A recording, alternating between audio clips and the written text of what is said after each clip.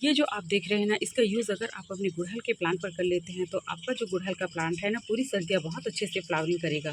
Hello friends, अगर आपके गुड़हल के प्लांट पर बिल्कुल फूल और कलियाँ नहीं आ रहे हैं, फूलों का साइज़ बिल्कुल छोटा-छोटा हो गया है, या फिर कलियाँ आने के बाद सूख रही है, या फिर आपकी प्लांट्स की पत्तियाँ पीली हो रही है, तो जो मैं लिक्विड शेयर करने वाली हूँ ना, उसका यूज़ अगर आप अपने गुड़हल के प्लांट पर सर्दियों में कर लेते हैं ना, तो आपका जो गुड़हल का प्लांट है ना, भर-भर कर फ्लावरिंग करेगा।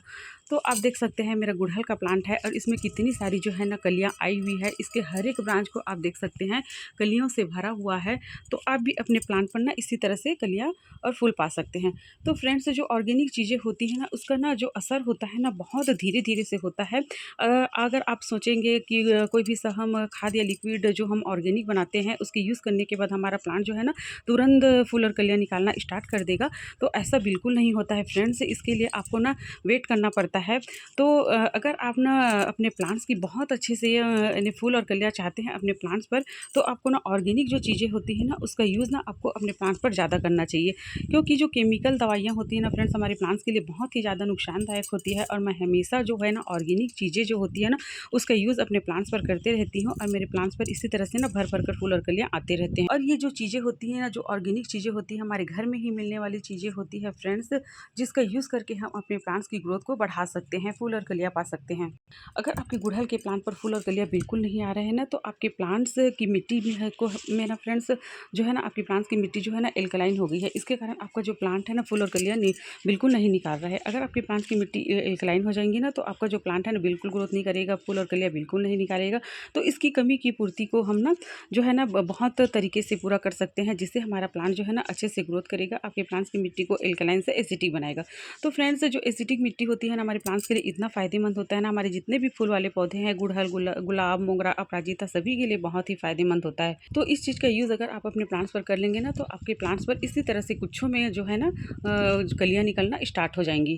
तो देखिए, इस तरह से जो है ना फूल और कलियाँ पाने के लिए अगर आप ऑर्गेनिक जो चीज़ें होती है, जो हमारे किचन में मिलने वाली चीज़ें होती है, उसका यूज़ अगर अपने प्लांट्स पर करते हैं ना, तो उसके लिए वेट करना पड़ता है। क्योंकि अगर आप वेट करेंगे ना, तभी आपका जो प्लांट है ना बहुत अच्छे से ग्रोथ करेगा। अगर आप जल्दी-जल्दी आपके प्लांट्स पर फूल और कलियाँ निकल जाए इस चीज़ का यूज़ करने के बाद, तो ऐसा बिल्कुल नहीं होता है फ्रेंड्स। इसके लिए आपको इंतज़ार करना पड़ता है, ताकि आपका जो प्लांट है ना बहुत अच्छे से फूल और कलियाँ निकाल सके। और हमारे प्लांट्स में पोटेशियम की कमी के कारण क्या होता है, प्लांट्स की जो पत्तियाँ होती हैं ना, वो पीली हो जाती है, और जो कलियाँ निकले रहती है ना फ्रेंड्स, वो सूखने लगती है।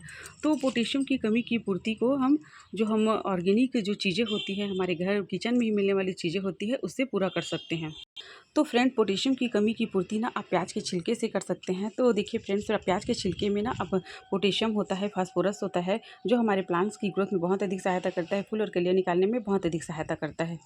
तो प्याज के छिलके को ना आपको 1 दिन भिगा कर रख लेना है, और 1 दिन के बाद देखिए इस तरह से ना आपको एक लिक्विड मिलेगा। तो देखिए फ्रेंड्स, मैंने इसे 1 दिन पहले बनाया हुआ है, और पानी का जो कलर है ना बिल्कुल चेंज हो चुका है।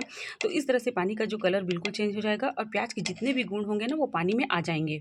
तो उसको आपको ना इस तरह से छान लेना है, और इसमें एक चीज़ और मिलाना है, जो हमारे इस खाद को और अधिक पावरफुल बना देगा, और हमारे प्लांट्स में की मिट्टी को ना एसिडिक बनाने में बहुत अधिक सहायता करेगा। तो आप देख सकते हैं, यह है कॉफ़ी का पाउडर, और कॉफ़ी के पाउडर को आपको क्या करना है, इसमें ना आधा चम्मच मिला लेना है। तो इस तरह से आपको कॉफ़ी का पाउडर ले लेना है, और इसको अच्छे से मिला लेना है, और इसमें ना आपको नॉर्मल पानी मिलाना है, और नॉर्मल पानी मिलाने के बाद ही अपने प्लांट्स को देने हैं।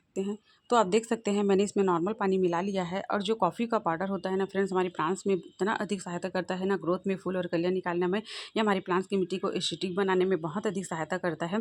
तो फ्रेंड्स, इसको ना आपको ना महीने में एक बार ज़रूर अपने गुड़हल के प्लांट को देना है, ताकि आपका जो प्लांट है ना बहुत अच्छे से ग्रोथ कर सके, फूल और कलियाँ निकाल सके। इस लिक्विड को देने से पहले ना आपको क्या करना है, आपको अपने प्लांट्स की मिट्टी की ना अच्छे से गुड़ाई कर लेना है 1 दिन पहले, ताकि ये जो आप कोई भी सा लिक्विड या खाद अपने प्लांट्स को देते हैं ना, वो आपके प्लांट्स की जड़ों को अच्छे से मिल सके। तो फ्रेंड्स, गुड़ाई करने से क्या होता है, कोई भी सा जब हम लिक्विड अपने प्लांट्स पर डालते हैं ना, तो हमारे प्लांट्स की जड़ों को अच्छे से मिल पाता है, वो जल्दी से ले लेता है। तो इस तरह से अगर आप गुड़ाई करके छोड़ देंगे और इस लिक्विड को डालेंगे ना, तो आपका जो प्लांट है ना बहुत अच्छे से लेगा, और आपका प्लांट जो है ना फूल और कलियाँ निकालने में बहुत अधिक जो ये लिक्विड है ना वो सहायता करेगा। और ये जो दोनों चीज़ें हैं ना, प्याज के छिलके हैं और जो कॉफ़ी का पाउडर है, ये दोनों चीज़ें ही हमारी किचन में ही मिलने वाली चीज़ें हैं, जिसे यूज़ करके हम अपने प्लांट्स की ग्रोथ को बढ़ा सकते हैं।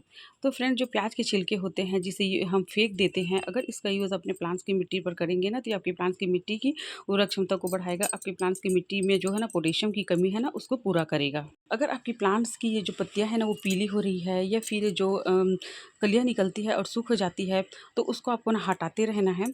और जो पीली पत्तियाँ होती हैं ना, उसको भी हटाते रहना है। अगर आप पीली पत्तियों को इस तरह से छोड़ देंगे ना, तो जो है ना पीली पत्तियाँ होती है वो प्लांट्स की मिट्टी पर रह जाते हैं और कीड़े मकोड़े फंगस वगैरह हमारे प्लांट्स पर हो जाते हैं। तो इस तरह से आपको ना अपने गुड़हल प्लांट का केयर करना है। और इस तरह से फूल आने के बाद सूख जाते हैं, उसको ना आपको ना प्लांट पर बिल्कुल नहीं छोड़ना है, उसको आपको हटाते रहना है। इन दोनों चीज़ों का यूज़ करके आप ज़रूर देखिए, इसके फ़ायदे आपके प्लांट्स को ज़रूर होंगे। तो देखिए, इस तरह से इस लिक्विड का यूज़ ना आपको अपने प्लांट्स में मिट्टी की गुड़ाई करने के बाद कर लेना है। तो देखिए, इस लिक्विड की मात्रा अगर आपके प्लांट्स पर ज़्यादा भी हो जाएगी ना, तो ये आपके प्लांट्स को बिल्कुल नुकसान नहीं पहुंचाएगा। और इस लिक्विड का यूज़ ना आपको महीने में 1 बार ज़रूर करना है, या फिर इसका यूज़ ना आप 2 बार भी कर सकते हैं।